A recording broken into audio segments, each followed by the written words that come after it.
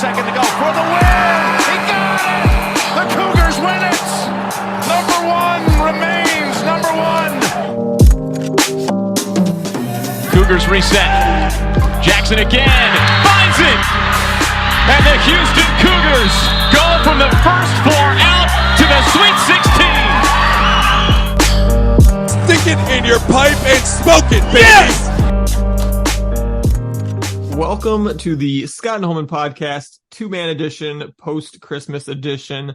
No Sam this time around. We're certainly sending our best thoughts his way. If you've been following us on Twitter at all, you know he's in the middle of it right now. So we look forward to having him back with us soon, hopefully with a little bit less of a hectic life going on around him in the near future. But in the meantime, we want to wish you all a Merry Christmas and certainly wish you all a Happy New Year as well, as this will be our most likely our last episode of 2023, barring some, major unforeseen event coming up that requires an immediate emergency podcast, which honestly, fingers crossed we don't have to do it. I kind of hope. I can't imagine what that thing would be. So, it wouldn't be looking forward to that.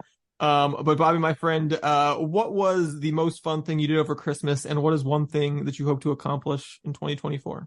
Oh, good questions. Good question. I didn't think we were going this deep in this episode. I kind of got the run sheet. This wasn't included in it, but favorite thing I did for Christmas. So we switched it up this year. My parents actually came up for us, and, wife being a pastor, the 11 o'clock service that we go to, the Catholics like to call it midnight mass, but we just do an 11 o'clock service, and, it's a culmination of a really long day, especially when the holiday falls on a Sunday, like Christmas Eve or Christmas falls on Sunday. It tends to be a long day for my wife and so and her coworkers. And so at the midway through the service, you can just see the 14 hours just kind of wearing on everybody. And the sermon goes a little off the rails, but it's fun because, it's pretty much the church family there. So that was a ton of fun. And then in 2024, what do I hope to accomplish? After the really bad 2023 I had for my golf game, we really need to see that handicap start to trend back down a little bit. We had about 8 weeks where all I could do was shank the ball. I would hit 100 golf balls, and I think I'd make solid contact with maybe 2. And so we need to fix that in 2024. Play a little bit better golf this year. I played enough this year, but next year we need to play better golf. What about you? So definitely the most fun thing I did over Christmas was, I went up to just gorgeous Wimberley, Texas with my lovely, partner, spent some time with her family. And on Christmas Eve, I spent about 5 hours from like 10:30 in the morning till 3:30 in the afternoon in the backyard with her dad and her brother building a, swing set / sandbox / like slide, for her little about to be 2-year-old nephew. Oh, awesome. For his Christmas present. And then, literally as we weren't even done putting it together when they came over, and I was thinking, I'm worried. Cause we're having fun. We're having a good time. We're having a good, nice bonding moment, but you sure hope that the kid doesn't come out, play with it for 5 seconds and be like, all right, I'm bored. Because then you're like, what was the time commitment for? What was it? The ROI is not great on that. I'm saying. So, but the little kiddo came out, and we weren't even quite done yet, and he is just they could not hardly drag him off of that thing. That's awesome. The rest of the time he was there. So that was a lot of fun. And in terms of what I want to accomplish in 2024, I have a U of H themed goal. I may have mentioned it to you before, but should I have done that? Should I have done a U of H themed? I'm glad that my you bad, did. guys. That way we could have it be have some contrast here. But no, so my goal is to see the University of Houston men's basketball program play Kansas in 3 different places. We have talked about that. Going to Lawrence for the road trip in February. Going to certainly see them at the Fertitta Center to close out the regular season, and then hope to be in Mexico City in December to see them play their non-conference game down there. So that is my Cougar-related goal.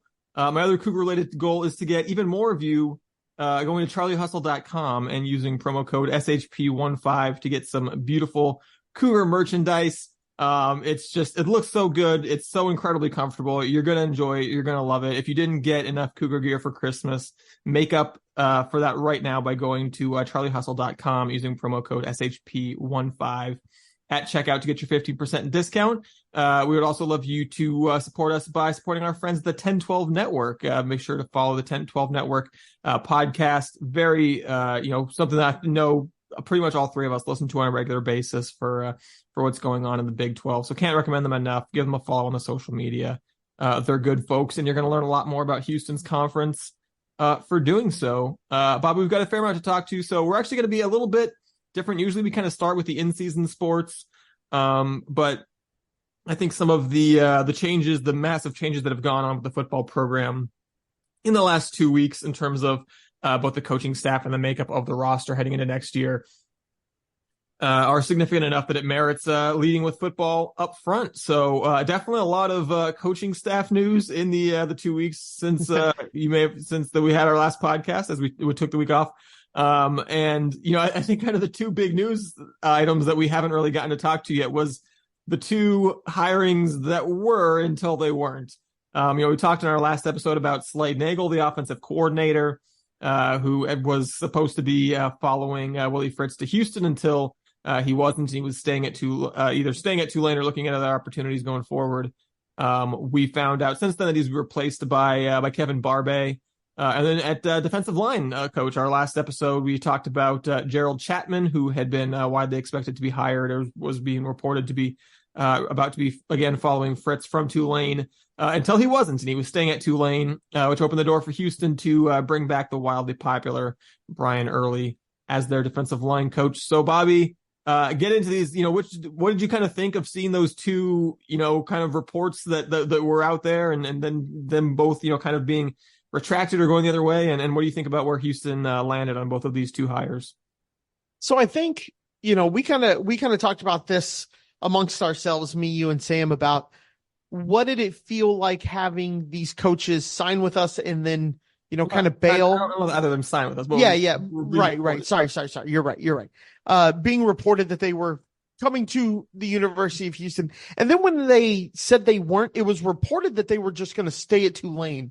And to me, that kind of rang some alarm bells to me, just kind of like, hey, why are they staying at Tulane? Like we gave Fritz a really nice, package for his assistants. We gave him a nice assistant pool dollar-wise on his assistants. And then we were getting beat by Tulane for these guys. And it kind of came out at the end that I can't remember if it was the D-line coach or the OC that was reported here, then left, that ended up going to Florida. I can't remember which one it was. I believe it was Chapman, the defensive line. Yeah. And so it wasn't a big surprise to see him turn us down and go to Florida. That kind of makes sense.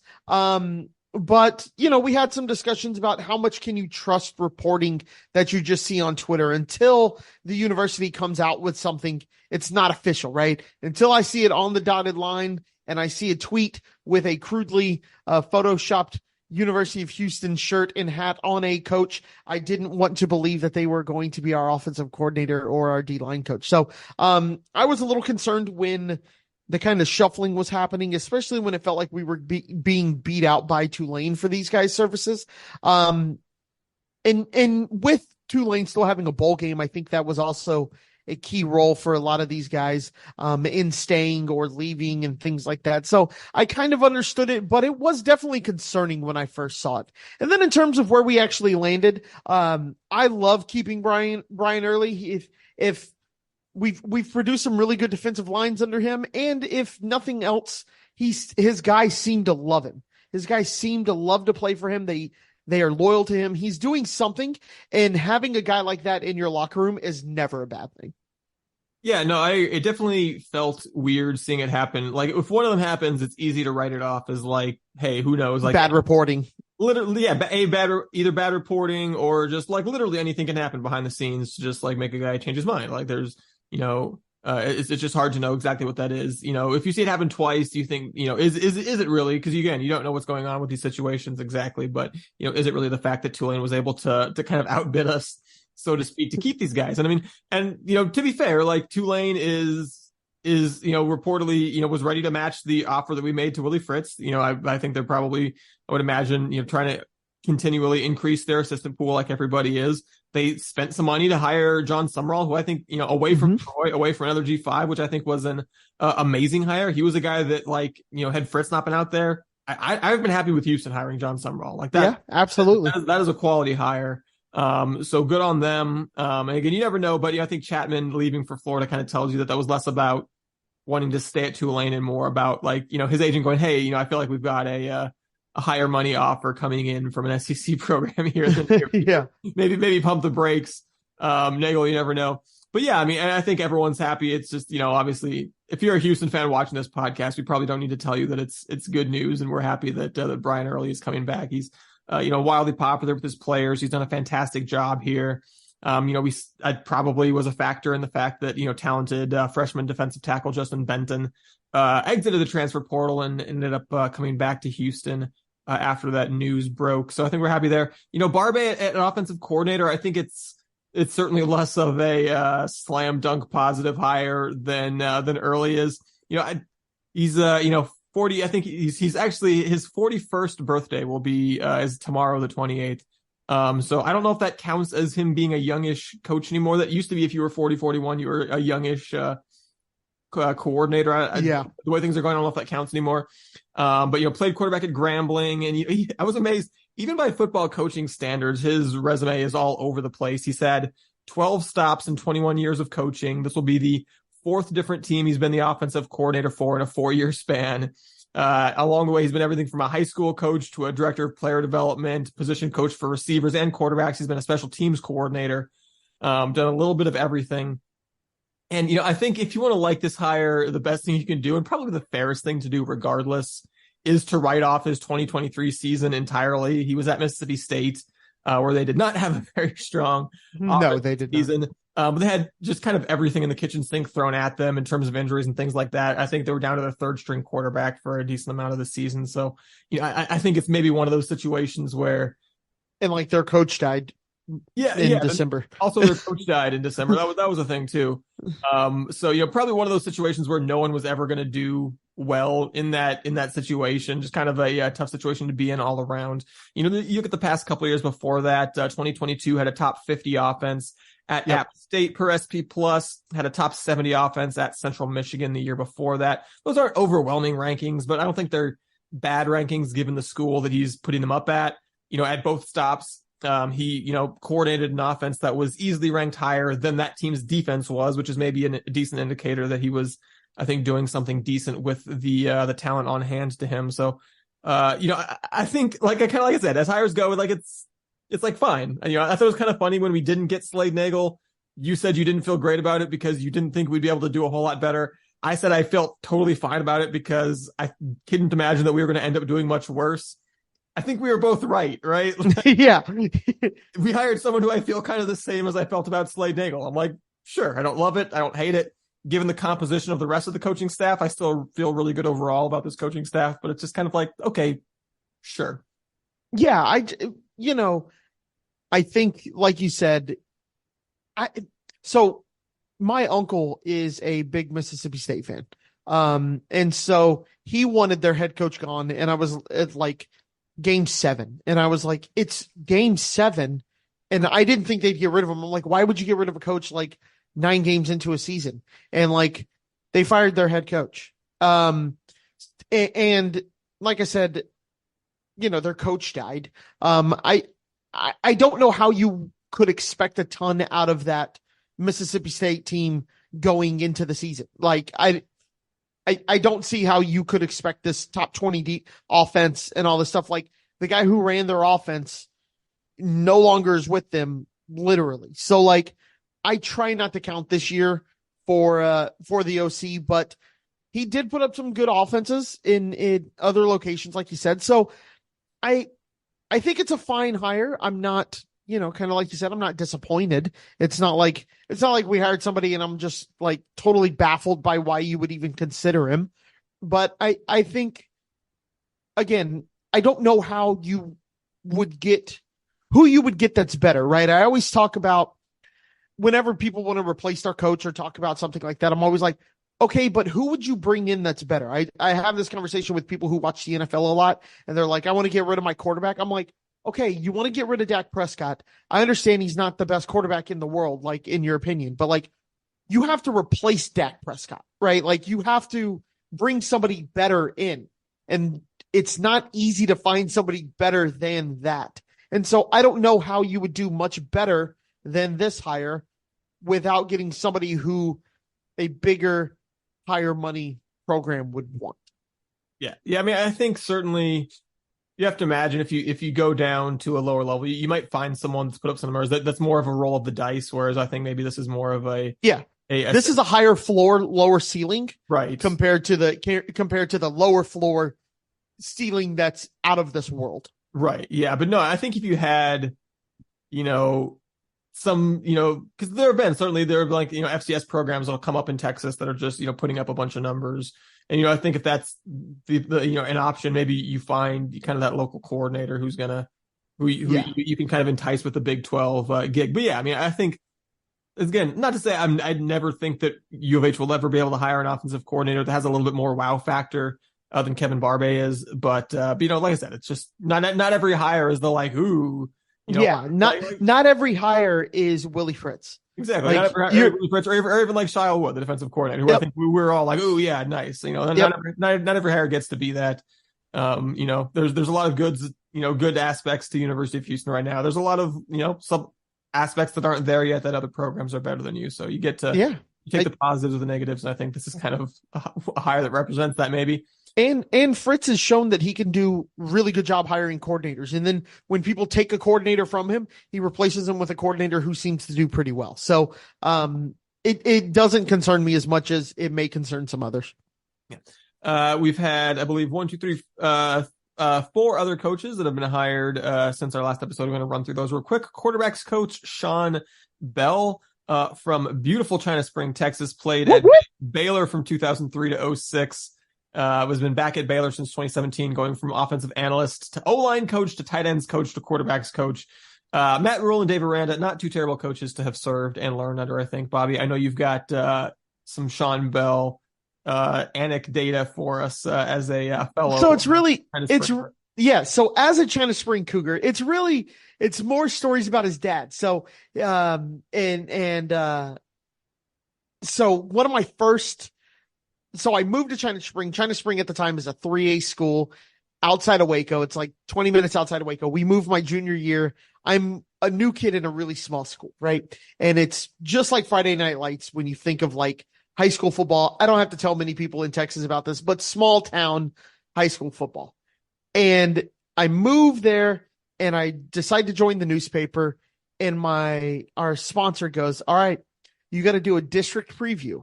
And I was like, okay. I don't really know about the district. She goes, schedule a meeting with Coach Bell. Coach Bell is a god in the city. He's the athletic director. He's the head football coach. He is somebody like you don't talk to. And like, he is that guy in the city. And so I scheduled my little thing during newspaper hour or whatever. And I walk into his office, and his office is just painted half. It's China Spring Columbia blue, and the other half is green and gold. And I have to walk past like 3 doors to get into his office. And I walk in, and the walls half painted Baylor, half painted Columbia blue. And it's just newspaper articles of Sean just surrounding me. And there's trophies and everything. And I'm sitting there and I'm just like, hi, Mr. Bell. How's everything going? Can you tell me about the Lorena Leopards? And so like, his dad though was the nicest guy in the world. Gave me the full hour. I got to write the article. I ended up winning like awards for it at like All Southern. So like, it was a huge deal to me, and I will forever be in debt to his dad. And then 2 weeks before I graduated high school. So when we moved there, some of my PE credits didn't transfer because of study hall and all that stuff when I played baseball in high school. And so it's like 2 weeks, 3 weeks before graduation, and we're outside on the track, and I'm in PE, right? I'm a senior in PE. No senior takes PE. Like, and I was kind of athletic. Like, I'm not saying I'm athletic, but like, I'm more than the PE kids were, right? And so we're out there and we're throwing the football around, and Coach Bell decides to come out. And this one guy throws the football and it's out of my reach. And I just like stick a hand out, one hand, bring it in, like tip, like twinkle toes on the sideline. Like, what a catch, right? And Coach Bell runs over to me and he goes, son, why aren't you playing football for me? I go, Coach, I graduated in 2 weeks. And he goes, why didn't you play football for me? I go, I'm 5'5" and I run a 5-second 40. Like I'm slow and I'm tiny. Like I weigh 120 pounds. And he's like, I could have used you somewhere. You could have played tight end. And I was like, you had Bobby Martin to play tight end. Bobby Martin was 6 foot, was like a dude, right? It's just like, and he was like, I still could have used you. And he stormed off. And I was like, cool, I guess. All right. So the Bells are a big deal where I'm from. So the other one we hired, not Sean, Brian, he was quarterback when I was in high school. So he was younger than me, but that dude, he was a good player then too. So it was kind of cool because I hadn't seen it when it first happened. Sam texted me and he's like, what do you think of us hiring some China Spring Cougars? I was like, okay, hold on. They may be roughly my age because I'm starting to get there in age. And he sends me the link and I was like, oh, snap, the Bells. Let's go. So it was pretty cool. So those are my little anecdotes about their dad, who is who just a good dude overall. It's just good family. Very excited to see him. Fantastic. Love it. I knew you were going to have, and we didn't talk about what that was going to be. You just kind of mentioned that you were going to talk about China Spring, and that did not disappoint for sure. Looking at the other recent additions to the coaching staff, running backs coach Jordy Joseph was named to that position. Joseph was formerly an assistant under Fritz at Tulane, moved to Southern Miss for the 2021 season, spends the next 2 years as the running backs coach, coaching Frank Gore Jr., who went from being kind of a nice player when Joseph got there to being just an absolute badass. Under his tutelage, he moved actually to quarterbacks coach for this past season for Southern Miss, but will be coaching running backs for the Cougs this coming year. And, kind of as Sam tweeted, Bobby, this one comfortably passes the are they sad to see him go at his old employer test. Absolutely. It's a slam dunk hire. And, we had mentioned how it looked a little concerning that he was that Coach Fritz was kind of hiring his friends and just giving them some pay raises, but getting him to go out for a couple of years and learn something new. And then just like you said, turn Frank Gore Jr. into just an absolute beast, which also having Frank Gore Jr. As a college player just makes me feel terrible. It makes my bones hurt just thinking about it. My joints hurt when I say Frank Gore Jr. My knee is ugh. Yeah. But Frank Gore Jr. was an absolute beast, and if we're getting even half of that, I'll be excited. Man, on an athlete junior tangent, Fernando Tatis Jr. is the one. Oh, dude, it's so bad. No way. No way. And he can't be this good. I know. That one hurts. Getting back to the Cougar coaching staff, inside linebackers coach was named James Ross III, a real young guy, feels like a fast riser. Actually, his last college season was 2015, so someone who's playing very recently. Got his start in coaching at a D3 school, coaching linebackers, got promoted to defensive coordinator. Luke Fickell, in his final season in Cincinnati, plucked Ross from the D3 ranks, made him his linebackers coach. And then when Fickell left for Wisconsin this past year, went to Tulane, now follows Fritz from Tulane to Houston. Man, and again, you want to talk about good items on your resume. If Luke Fickell sees you in your early 20s, mid 20s, and is yeah, this guy's ready to be a position coach. That guy knows defense, that guy knows ball. That's a strong endorsement for me for sure. That's exactly what I was going to say. If Fickell says he's good, I think he's pretty good. Let's just be honest. I think I said it about some, our kicker this year, who transferred from Alabama, I think preseason. I was like, if he was good enough to play for Saban at least a year, he's good enough for me. There you go. And then finally, the strength and conditioning coach was named for Houston. Kurt Hester, who also follows Willie Fritz from Tulane, had kind of been rumored finally. I believe was actually made official. Someone who people just rave about. He was Football Scoop's 2022 strength and conditioning coach of the year, just, widely beloved, everywhere he's gone. Very much in the same vein as Jordy Joseph passes is his former school sad to see him go test with flying colors. He is someone that it just seems like everyone that has had him work with him just kind of raves about. Yeah, that definitely seems like something that we've kind of been struggling with the past couple of years is the strength and conditioning of the team at some point, and and we talked about this preseason football, is the depth that you're going to need and how much tougher the games are. Bodies are bigger. People are faster in the Big 12. So you got to make sure the players can stand that wear and tear. It's different than playing in the American, right? The American focuses a lot of times on speed and getting out there. And in the Big 12, you're just hitting bigger bodies. And so you want to make sure you also have bigger, stronger bodies. So anytime you can get an S&C guy who is a top flight guy like what we just got is a massive plus. We haven't had one that I've been like super massive fan of since what's his name? Larry Jackson. Yeah. Larry Jackson. When we were running the high tempo offenses and it just seemed we were just in better shape than anybody else. And coming from Tulane, it's hot, muggy, just like Houston. It's a special kind of thing that you gotta kind of train for. So excited to see him join the staff. Yeah, I mean, I think if you look for an analog, I mean, I think have all seen what an incredible piece of the men's basketball program that Alan Bishop has been. And if you get a guy that kind of has that same kind of respect and that same kind of CV coming in, I think that could be huge for the program as well. The Cougars have also, in addition to the coaching staff, reshaped the roster a lot in the last couple of weeks. We did see National Signing Day come and go, which saw Houston adding players via the transfer portal and the high school and JUCO ranks and getting those guys officially signed and into the program. And, I think we'll start with the transfers. And what really was remarkable, pardon me, and I did not realize until I was actually starting to put together my notes for this podcast, in the 15 days since we have last podcasted, the only Cougar player to enter the transfer portal has been wide receiver Jacoby Banks.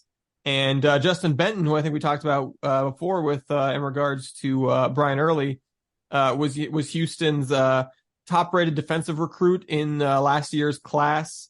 Someone who had, only played, I think, 3 or 4 games this year, but obviously was very much to save his redshirt type of situation, and someone that was expected to do a lot of big things in the future. He had entered the transfer portal and came back out of the transfer portal after U of H retained Brian Early. So again, no offense to the young Mr. Banks who left, but that's a transfer net gain over the last 2 weeks, before you even talk about the fact that Houston also added 9 guys from other schools over the last 2 weeks. So really, again, you saw, I think a couple of players, I would say probably 4 in particular, kind of early on in the transfer portal were out the door. And I think it's inevitable you're going to lose some of those guys.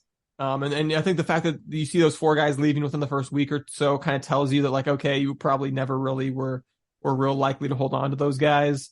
Some guys just kind of have their minds made up and there's nothing you can do. But the fact that, again, to see only one transfer to a player that didn't play a big role last year and getting Benton to come back out of the portal over the last 2 weeks has been, really, really impressive in terms of a player retention standpoint. Yeah. Whenever you get a new coach, that's kind of the concern, is that you're going to lose a bunch of players. And then can you keep together your recruiting class? And Coach Fritz has done that. We haven't, despite the new coaching staff, we haven't had a bunch of guys go into the portal that weren't already going to go. And I think with the recruiting class that we ended up with, it's hard to be upset about this. Yeah, so looking at the guys coming in, Bobby, who have you really liked over the last couple of weeks in terms of the incoming transfers?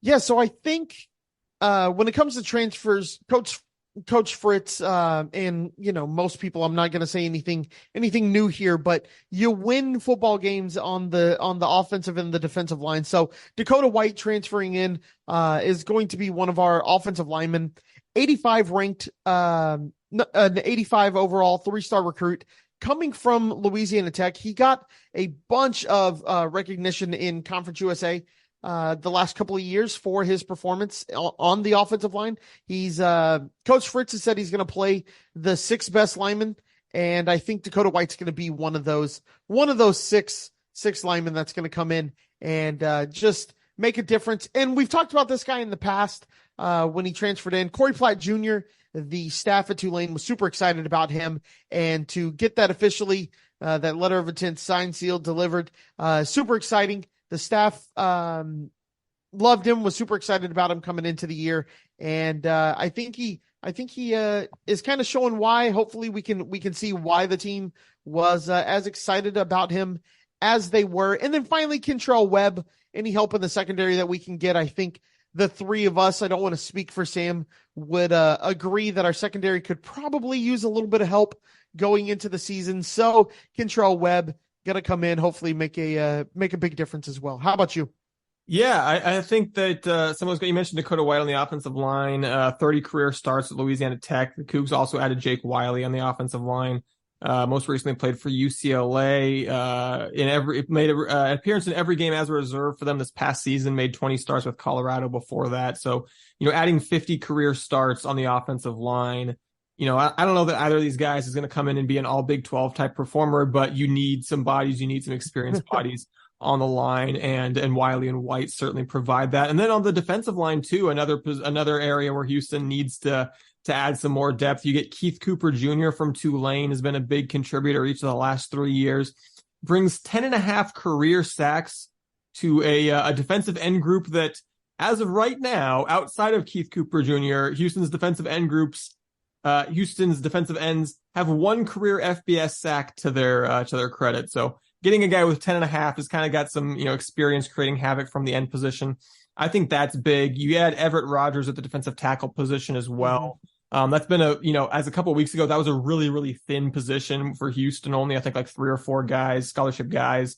So Everett Rogers, someone who was, I think good, not great at the AAC level for Tulsa. Again, it's someone who, it's his final year of eligibility. So you certainly hope his final year is his best year. But even if he kind of only looks like 2022, Everett Rogers, again, it's not an all-conference caliber player, but it's a player that you need. It's a capable player heading into to 2024. I wanted to talk about the linebackers as well. You mentioned Corey Platt Jr., someone I think we're all really excited about, but Houston added 2 more guys at that position in the last couple of weeks. Michael Batten from, actually, funny enough, guys from both of the Louisiana-city schools. Michael Batten from Louisiana Monroe, Kendra Gant from Louisiana Lafayette. Batten, a really interesting story, was actually played for Seven Lakes High School. Shout out Seven Lakes High School in Katy. Was quarterback there. Had to go all the way to New York State to play at Nassau Community College as a quarterback at the JUCO level. Did well, but just still was continuing to not really get recruited. Kind of had a connection that he got a walk-on offer for Louisiana Monroe to play linebacker. Played a year as a walk-on linebacker, did so well, got a scholarship, was their leading tackler this past season, and now comes to Houston with his last year of eligibility. And then Gant was also a JUCO guy, originally spent the last 2 years at Louisiana Lafayette, where he accumulated 14.5 tackles for loss and 7 sacks. Bobby, here's a quick random pop quiz for you. How many current players who are currently set to be on Houston's roster in 2024, so either incoming players or returning players, that are expected to be on the roster, graded out higher in PFF's player ratings last year than Kendra Gant?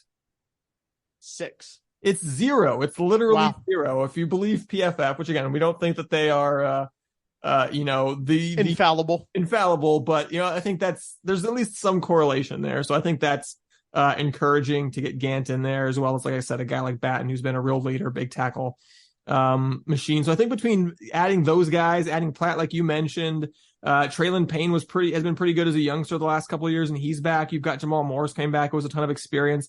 I'm suddenly looking up and actually kind of feeling pretty good about where Houston's linebacker group is at.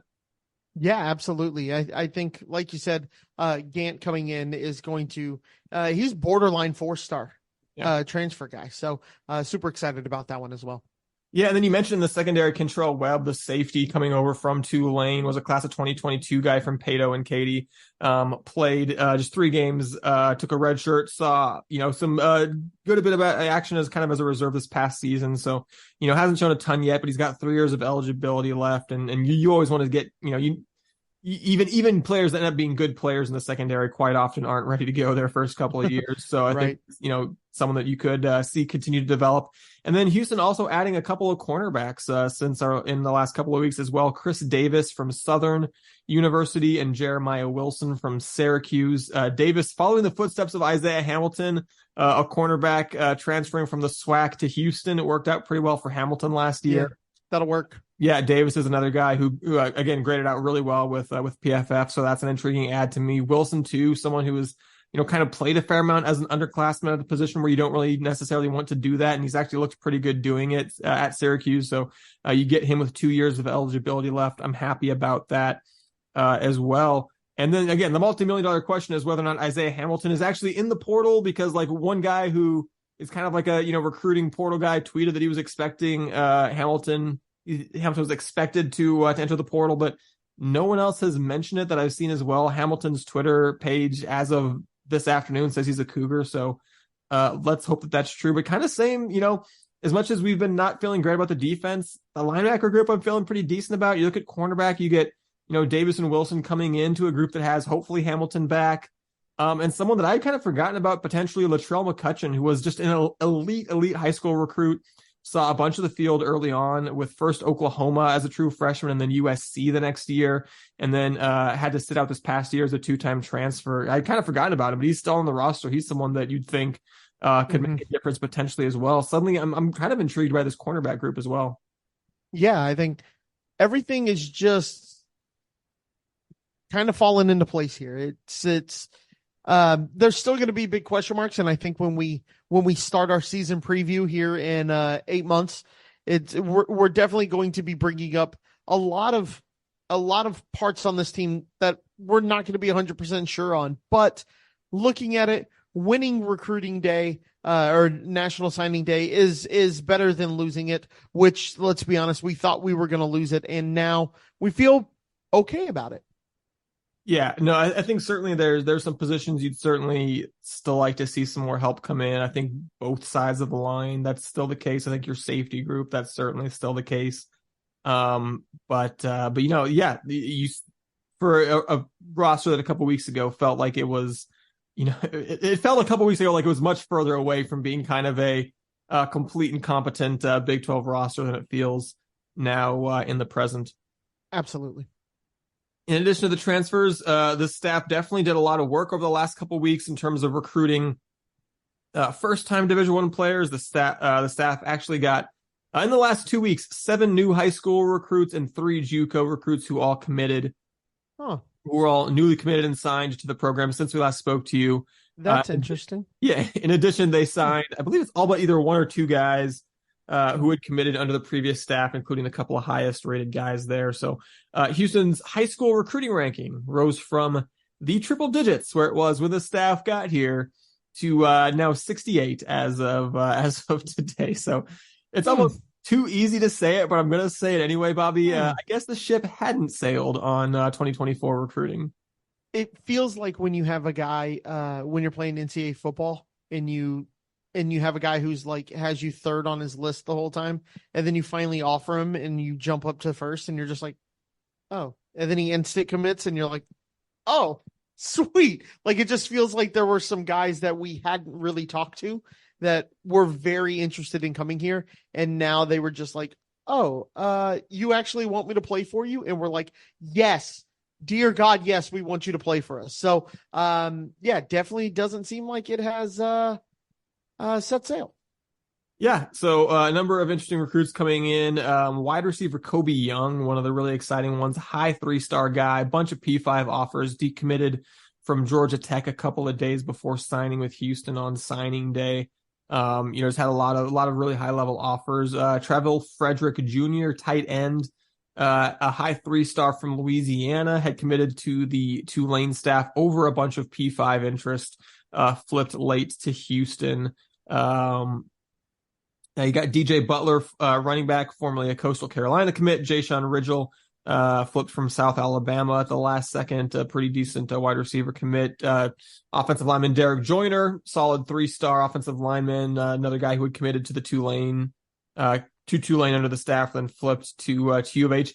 Defensive lineman Darius Washington chose U of H over offers from Tech and UTSA. The Cougs also added kicker Trey Fury. So, those are the 7 new high school guys that kind of bumped up your recruiting profile. And then, like I said, a couple of guys there to like. It's still, all in all, doesn't make for a fantastic recruiting class because of the late start that they got with them. But, you heard Coach Fritz say, like, hey, like this is the class for this year because it's what we could do. But like we're gonna recruit more high schoolers going forward, and definitely even based on what they were able to get kind of at the last second makes you intrigued by the kind of class that they could bring in with a whole year to recruit. Yeah, it was the National Signing Day video or press conference that he had was really interesting when he was like, looks like right now we have 20 and 10 are high school, 10 are transfer. We're going to slowly make our way back to changing those proportions. So pretty interesting stuff there from him when he was mentioning that. You kind of went through our list of recruits, and I may have missed you saying this, but Raekwon Bell has me super excited. Offensive tackle and a list of offers. So I'm as a U of H fan, I don't always look at stars, right? Because we've done a lot with lower rated guys, but I tend to look at offers, right? If you're getting offers from a bunch of, and this was something that I noticed with a Major, right? Now, I said his name. So if I say it 2 more times, he's going to pop up on the screen. Is that who we were competing with for recruits were not P5 schools, were not higher end G5 schools, right? You're competing against some lower schools. But you look at Raekwon Bell, he's got the U of H offer, Arizona State, Baylor, Cal, Colorado State, Marshall, Memphis. I mean, he's got an offer from TCU. I mean, those are the guys who you want to compete with right now.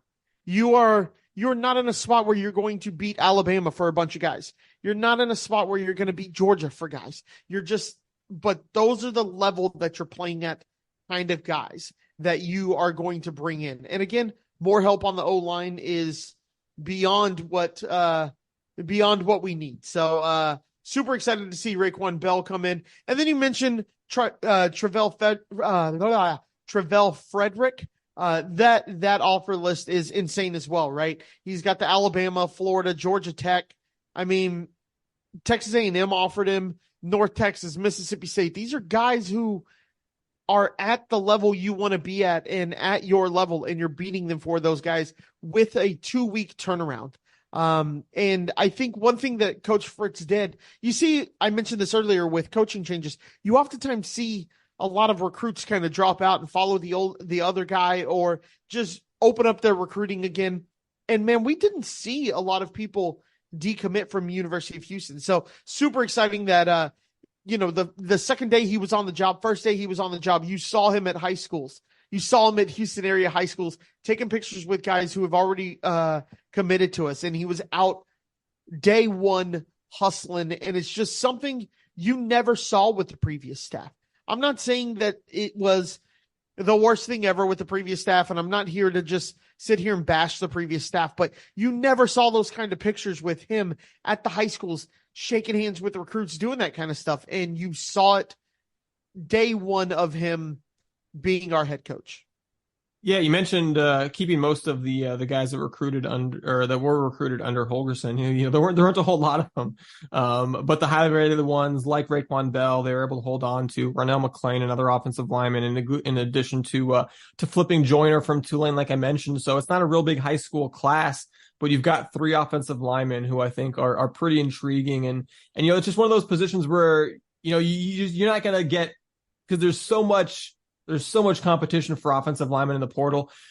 You're just not going to go out there and get 3 or 4 like above average Big 12 offensive linemen in the portal, right? Because just again, like if you're an above average Big 12 offensive lineman, you have 75 offers in the transfer portal. It's just hard to land a whole bunch of those guys.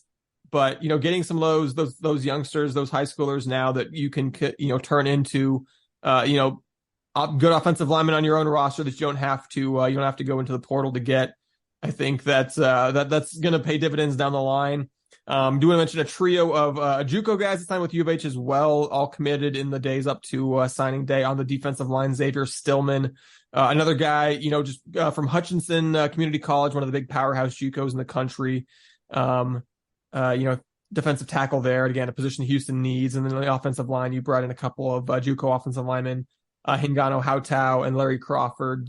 Haven't seen a ton of either of those guys, but at the very least, they kind of give you some depth on the line there. So good to get those additions for depth. And I will say, Bobby, I'm pretty sure that the saying Major Applewhite's name 3 times does not make him appear. That does not work because if it did, he would be following Sam around all the time because of all the tweets. So I think we can rule that one out. Speaking of roster additions, we're going to keep moving with Cougar volleyball, who added a pair of outside hitters in the last couple of weeks with Angela Grieve from Miami and Avery Shemitis from Pepperdine. It's a big position of need outside hitter with Abby Jackson, Kenna Sauer, and Nana Mbanu all running out of eligibility at that position after this season.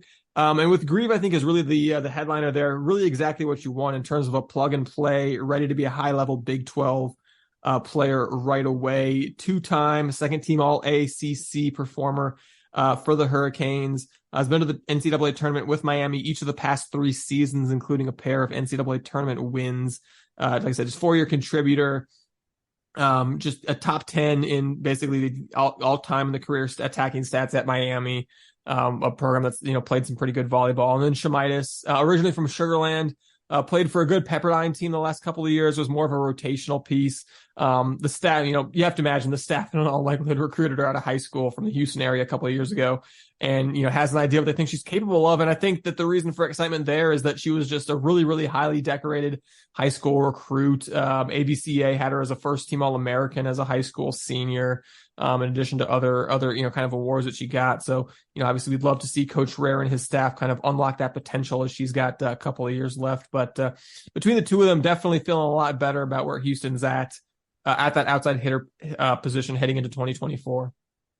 Yeah, and it really just is a clear example of Coach Rare just not being overly dependent on the transfer market, but knowing that he can get some players in. And I trust Coach Rare fully to find ladies who are going to fit a system perfectly and continue the success that we have as a group. Yeah, and certainly we've heard Coach Rare talk about, kind of the uptick that he's seeing in recruiting, both with the move to the Big 12 and Houston kind of showing proof of concept in the NCAA tournament the last couple of years. So really excited to see, what Houston is going to continue to add both via the portal and via the high school route. Finally, before we get to basketball, while we're talking off-season transfer moves, did want to mention Cougar Soccer adding a trio of transfers: Jocelyn Alonzo, Chloe Adams, and Lainey Gonzalez via the portal. Alonzo is one that stands out for me, midfielder forward from Memphis, who you may remember from our AAC days as a powerhouse program, made the AAC all-rookie team as a freshman, was second-team all-AAC as a sophomore. Adams and Gonzalez, both defenders from Oklahoma and LSU, respectively. Gonzalez, 29 appearances for the Tigers, all but 2 from the bench over the last 2 years. Adams was just a freshman this past year, did not see action with the Sooners, so we'll still have all 4 years of eligibility left. So, trio of interesting transfers there, but I think definitely the headliner. Really intrigued to see what Alonzo can do for the Cougs. Yeah, the big question is, can they score? Yeah. Can the recruits we brought in score? That's really what that team needs. So score in the Big 12. Score in the Big 12. Yeah, can you score in the Big 12? Yeah, that's a perfect way to put it, because we could score, just not in the Big 12. So. All right. Well, moving finally to the in-season sports, Cougar men's and women's basketball in season. We'll start with the men. And unfortunately, starting with the men, before we talk about the games that happen and the games that are to come, we do have to mention what happened in one of those games. That is that Terrance Arceneaux tore his Achilles tendon and is out for the year. That is just one of those injuries. Anytime I'd even just hear it described, I just cringe. Yeah, heavily. I can't. I when it happened, I told my wife, I was like, I don't think there's an injury I want less than a torn Achilles. It sounds truly terrible. Just obviously your heart just breaks for Terrance, who was just, worked incredibly hard and was, I think, kind of one of the players we widely expected to, really have improve over the course of the season and just end up having a really strong sophomore season. We kind of saw that in the games against the top teams, that he was kind of, part of the 8-man rotation that the staff wanted to run with the 5 starters and him and, Dunn and Tugler off the bench. So certainly, him going for the year, it's and really unfortunate for him. And it's just also, it's certainly going to be a hurdle for this team, which is going to have to kind of figure out, kind of rework your rotation without Arceneaux. Yeah. Just one, you never want to see an injury for many of your guys. really from anybody. You don't want to see injuries, but a torn Achilles, a guy who's going to be out the whole year, your heart breaks for him because it can't be easy playing in this system, right? Like the reward for the practices and all that are the games, and you get to be out there and you get to perform at the Fertitta Center, and you get to perform. You go through those really tough Kelvin Sampson practices, and to have it taken out because of injury, just let's be honest, it sucks, man. It just sucks. There's no other way to describe it except the fact that it sucks. Yeah, and it sucks for the kid who's, obviously it had to be tremendously painful and now gets to go through the very arduous rehab. And like you said, it's already you're choosing to play for Kelvin Sampson, which is just choosing to be made to work really, really, really hard. And then to just get to, on top of that, get to do the several months of rehab of having what sounds like a horrible injury. Just terrible for him. And then just, for Houston, like I said, it's, he's one of kind of, he was kind of your best small ball four, when you kind of want to go the 4-guard lineup. Yeah, I think it's a little bit harder to do that against good teams without him there. So all of a sudden your front court looks pretty thin. And, I think you and me and Sam were kind of going back and forth a little bit about this as that happened. Like I would have happily lost the game to A&M if it meant that we did not have Terrance Arceneaux out for the year. Because, losing to A&M would have stung my pride. I want to lose the Aggies anything, especially at kind of our premier sport. Right. But, losing to A&M, other than maybe, you get a one lower seed or something like that come March. Other than that, it's not really hurting you and your chances to win come March. Whereas losing Terrance Arceneaux, it hurts your chances to win come March. So that's definitely a loss for him and a loss for the team as well, for sure.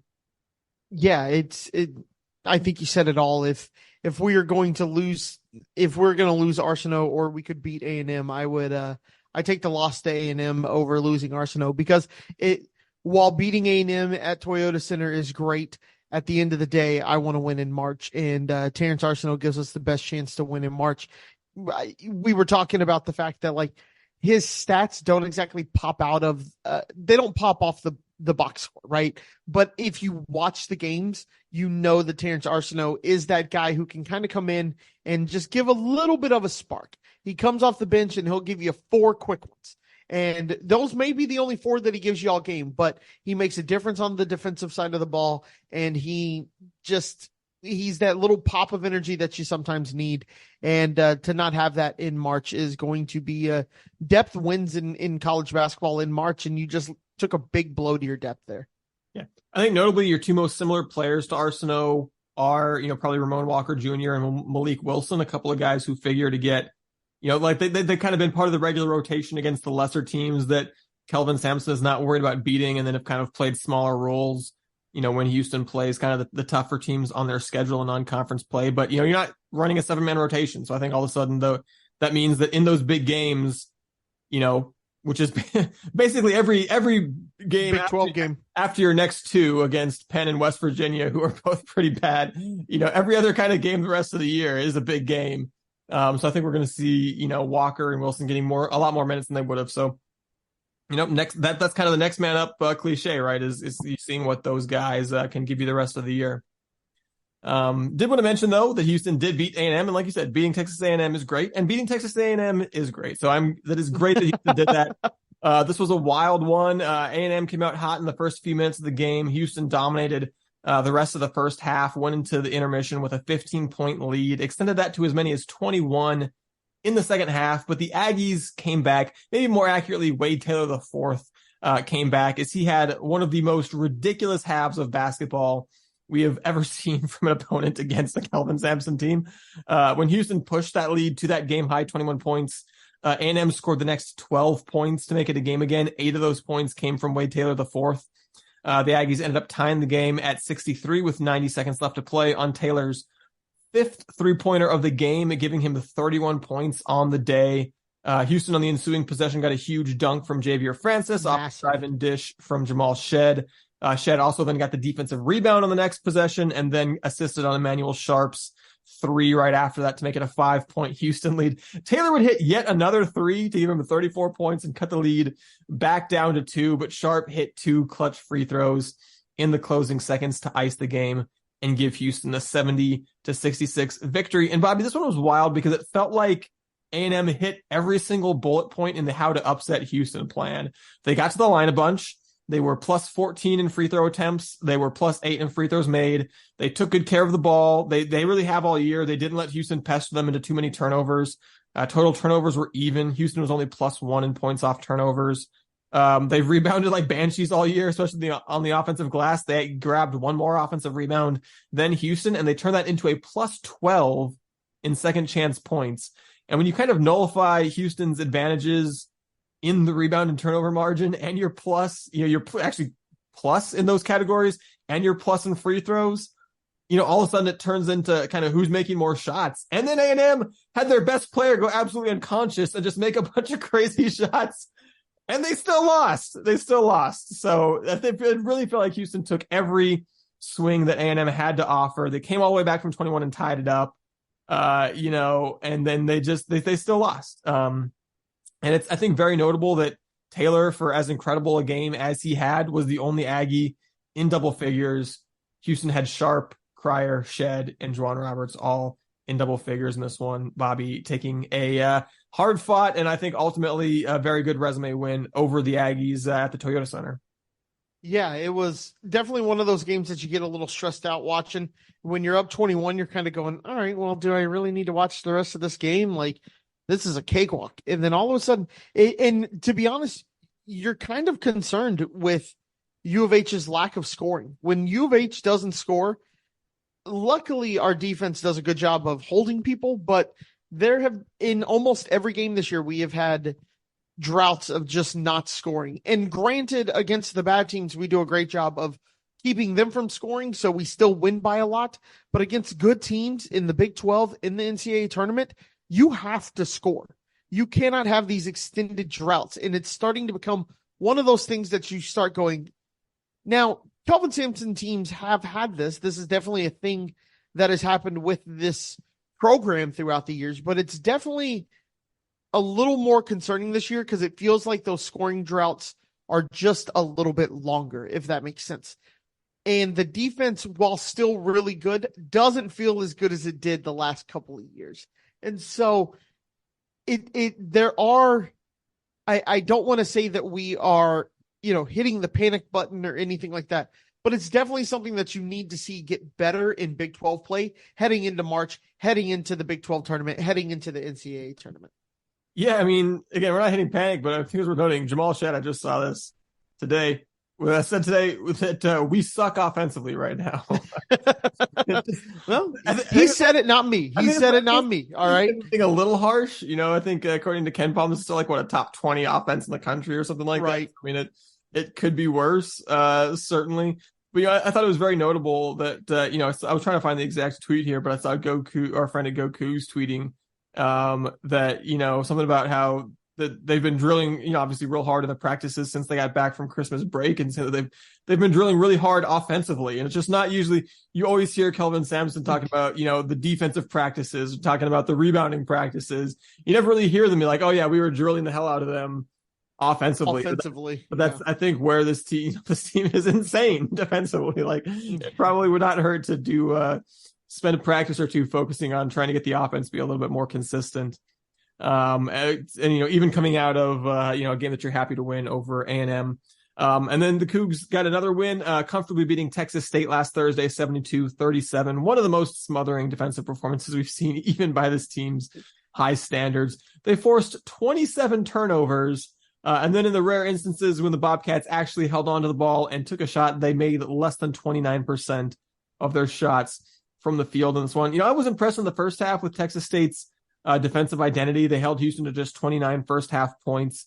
But the Cougs looked much more confident after the break. They scored 43 in the second half, 6 more points than the Bobcats scored the entire game, turning this one into a well and true blowout. And, I will say that in a lot of sports, and we say this a lot, in basically every sport, what matters is how you do against the good teams, not the extent to which you're able to demolish mediocre to bad teams.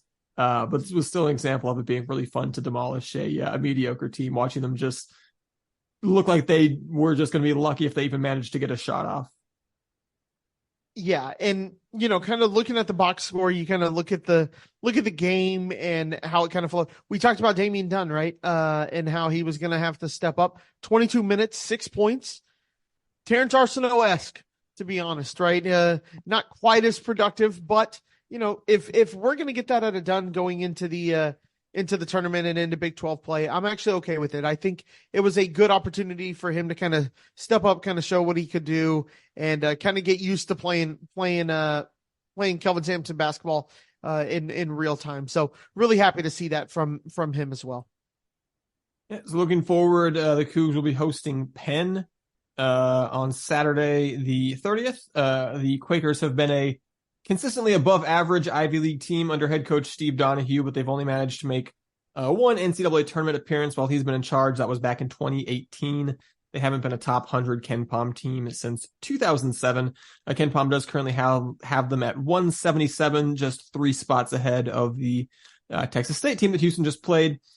They are 6-5 against Division I competition, including the hands down most insane 2-game sequence imaginable back in November when they stunned Villanova for an upset win 1 game and then turned around in their very next game and lost to Maryland Eastern Shore, one of the worst teams in D1. Maryland Eastern Shore 0-8 against all other D1 opponents. None of those 8 wins were even by single digits. Literally their second best game that they've played besides beating Penn, that's not even close. Comfortably, their second best game after beating Penn was losing by 11 to East Carolina. Oof. And that is the game that you played immediately after beating a Villanova team that even despite losing that game, Ken Pom has as a top 25 team. Like, even by college sports standards, that is bizarre. That is very bizarre. Very little sense. I don't know what to make of that. They've kind of evened out since then and just looks like a not very good team. Yeah. In terms of the things that you have to account for, you start with their 3-point shooting. They take a good number of threes and they make 37.6% of them. They've got 3 guys with 22 or more threes made this year already, and they rebound really well. They're significantly above average hitting the glass on both ends of the court. That's certainly something that, a coach of a team that's about to face a Kelvin Sampson team wants as a team that rebounds well, and Penn certainly checks the box there. But in terms of the reasons why they don't really scare you, it's most of the other things. They're pretty bad defensively. Houston, kind of like we talked about, has been inconsistent offensively. This is a team they should be consistently putting up points again. They're not very good defensively. They haven't been good against much worse teams than Houston.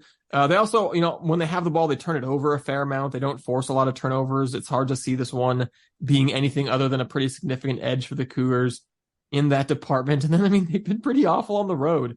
Their win over Villanova was at home. The loss to Eastern Shore was a road game. Their only road win this year came against an extremely bad Rider team, and they needed overtime to get even that win. So, you never want to sound too confident against a team that has a stunning upset this year already, Bobby, but I think Houston's going to beat Penn. Yeah, I think you're on to something there, buddy. You pretty much covered the Penn Quakers in as much depth as I feel we should cover the Penn Quakers. Not much is going to scare you coming into the game. Again, it's with a lot of the games that we've played this year, it's just going to be, can Houston not beat itself? Can we score? Can we not go on a 10-minute long scoring drought and then still stop teams? Can we not score for 6 minutes and still get stops to keep us in it and not let a team pull away or prevent us from pulling away? I think this is definitely one of those situations that we are more focused on. Can Houston execute the way Houston needs to versus can Penn out execute Houston? Yeah, the only thing that I think I would say on top of that is maybe just that, it will have been 9 days since Houston's last game when they played this game, including, the break for the holidays and everything. So I think it's not inconceivable that Houston might come out a little rusty, but it's hard. Yeah, a little flat, a little rusty. It's hard to conceive. It's hard to imagine that rust is going to be long lasting enough to make this a competitive game when Houston is just kind of, a couple of orders of magnitude more talented than Penn is. Yeah, and it very well could be a situation like the game you and I went to. I'm blanking on which game we went to.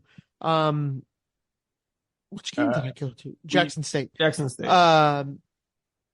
It was, that game finished a 34-point game, and it wasn't ever in the second half really in doubt. But there were times where you and I looked at each other. We didn't score a ton, and we just kind of looked at each other like, what in the world is happening here? Are we going to be able to fix this? So.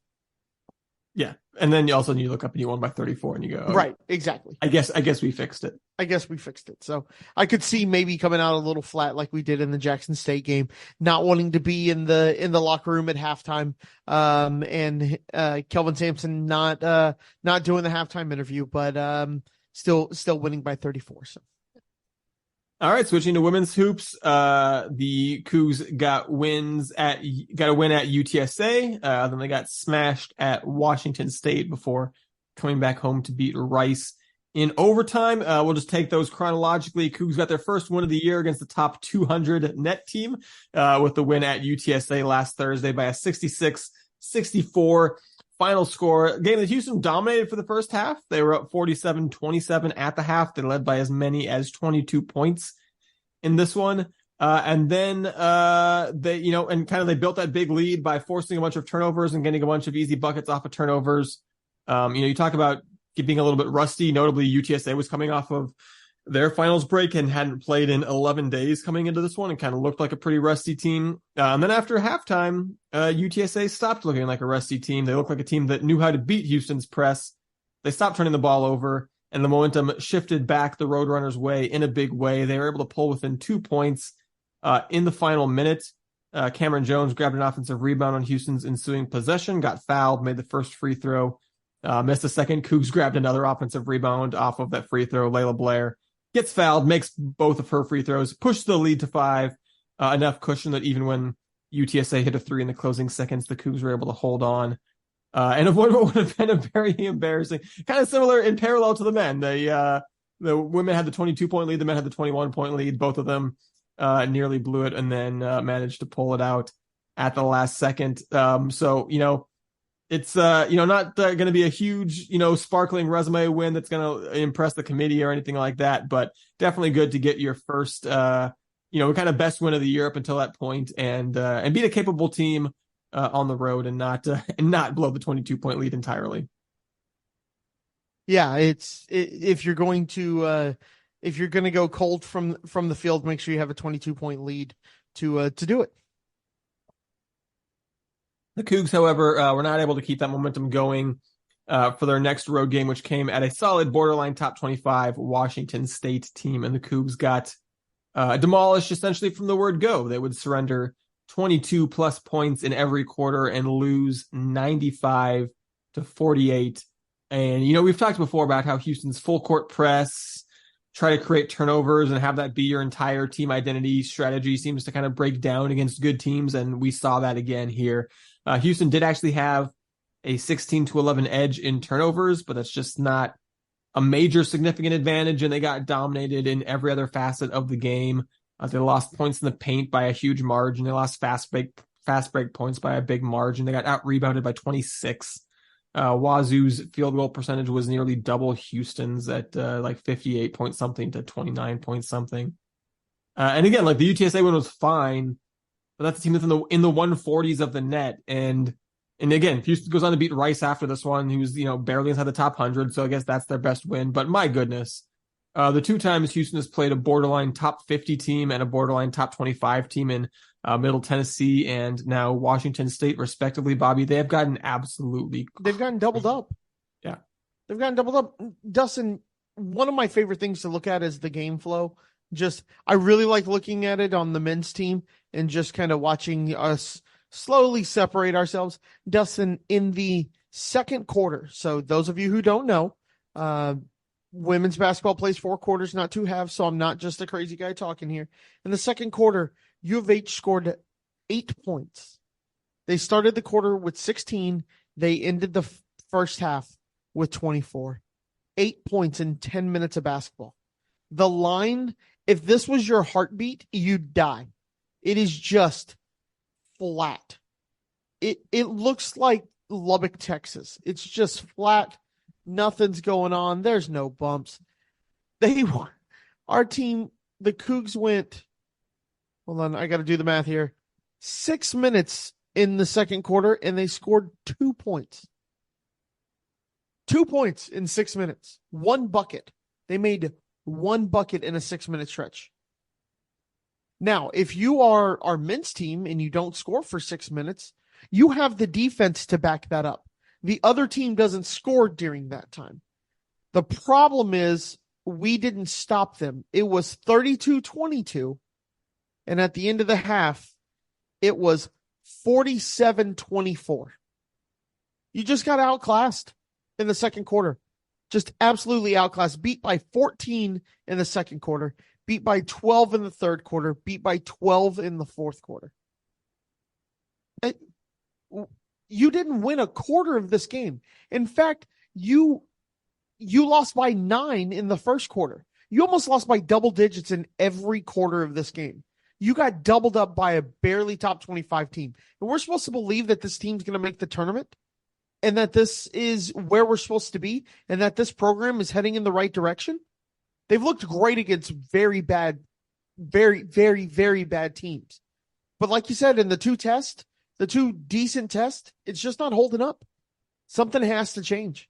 It was one thing when we were in the American playing UConn and losing a game by this kind of a margin. You go, okay, there's they're UConn. They're UConn. They're like there's a handful of teams at the top of women's basketball that are quite often just kind of on a different planet talent-wise than the rest of the sport. And you can be a good, NCAA tournament team and still get your butt just walloped by a team like UConn or something like that.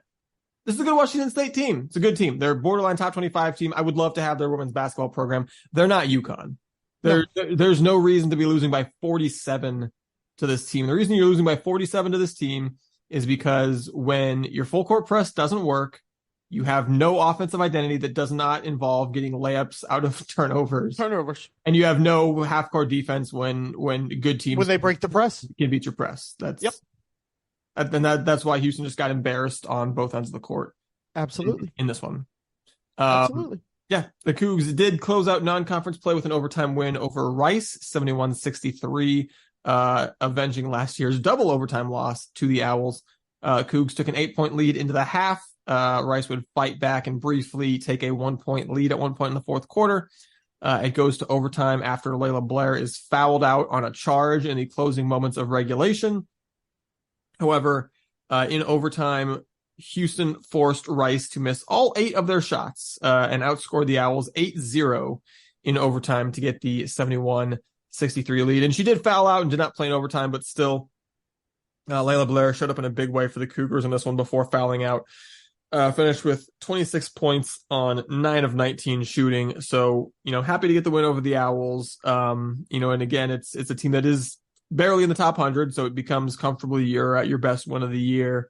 It'd be a little bit easier to be more excited about this win, like I said, if it didn't come on the heels of the game that it did come on the heels of. Yeah, if you play Washington State close, that's the thing, is if you get this win and you play Washington State to 5, I think we feel much better, right? If you played Middle Tennessee State to 5 and you got blown out by Washington State, I think or Middle Tennessee State, however you want to do it, I think if you play one of those games close and then you beat this Rice team, you go, okay, there's something here. We're not going to be the bottom, but man, I don't know anymore.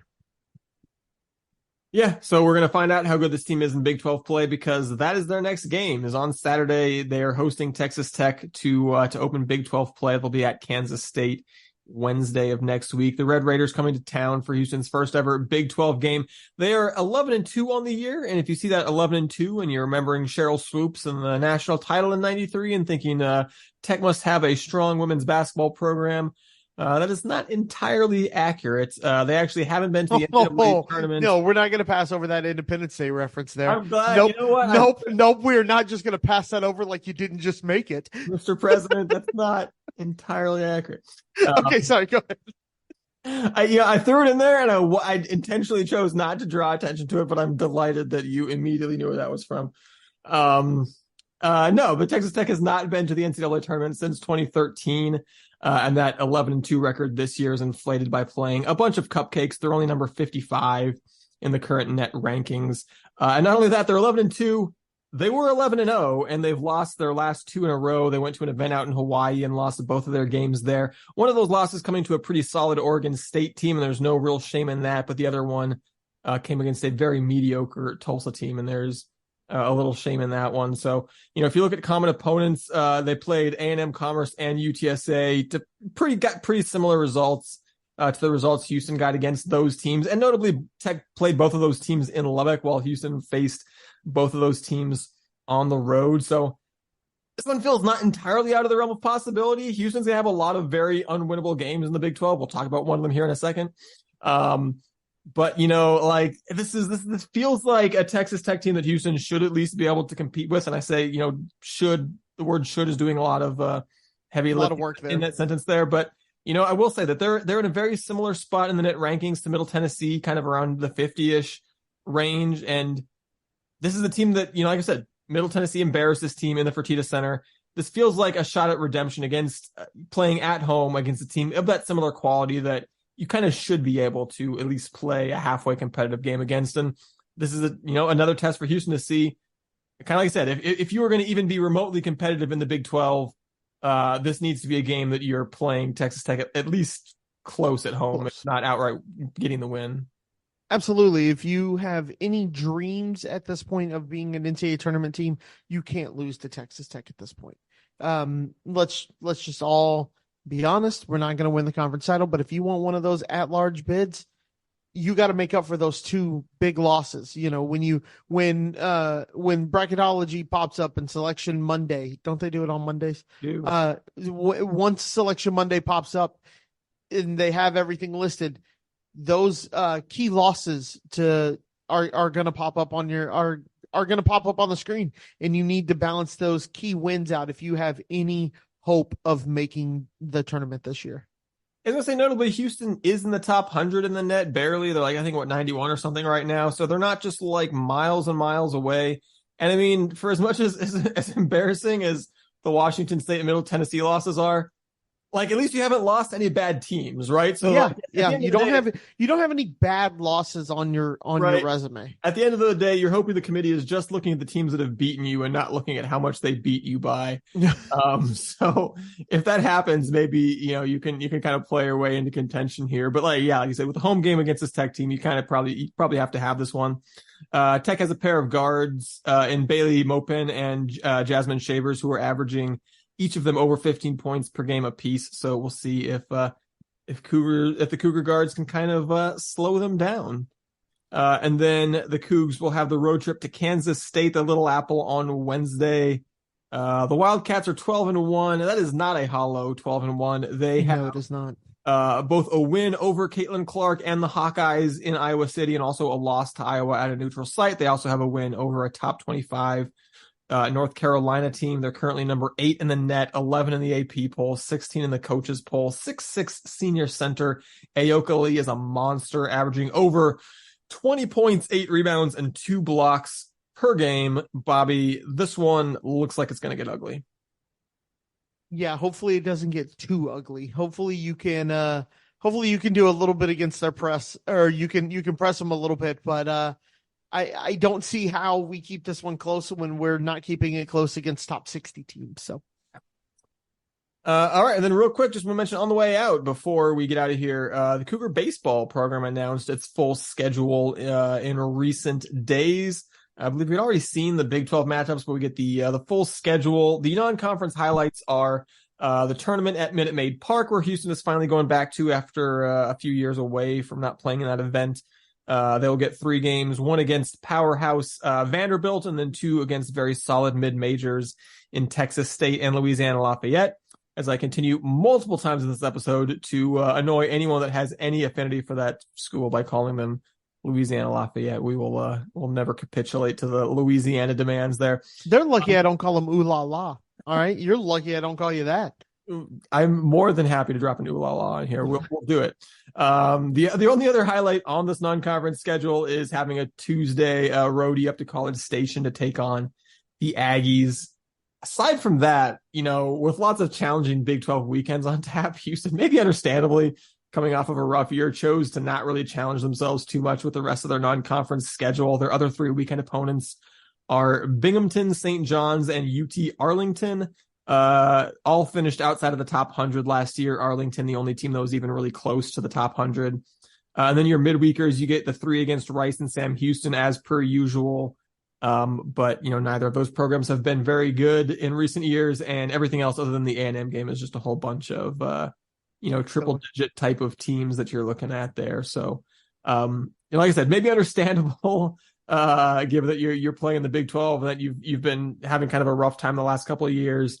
But man, not a whole lot to really get excited about with the non-conference schedule reveal. Yeah. I mean, you can, if you've never made the drive to Bryan, College Station, do it. It's a great place to watch baseball. As much as I hate giving Aggies credit for anything, it's a great place to watch baseball. One of the best bits I've ever seen at a baseball stadium was when the light rail would drive past and they would try to guess how many cars were on the train. Or no, we did that. I'm sorry. They guess how many cars are on the train, and then if they get it right, they all go crazy. And then we decided to do it at the softball stadium with the light rail, and we would always say 2 because it was always 2 cars. just a fun little thing that we decided to do because we're degenerates.